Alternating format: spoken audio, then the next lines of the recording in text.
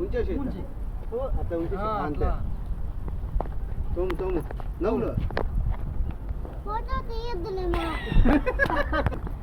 నవ్వుతా కదా నువ్వు ఊస్తానే ఉన్నావా అట్టగా తీసినావా ఇబ్బంది చూడ మీరు పక్కన పెట్టుకుని నవ్వులు నవ్వులు నవ్వులు ఆ పెట్టుకో నవ్వులు గట్టిగా నవ్వులు అట్లా అది పడదులే నాన్న. అవునా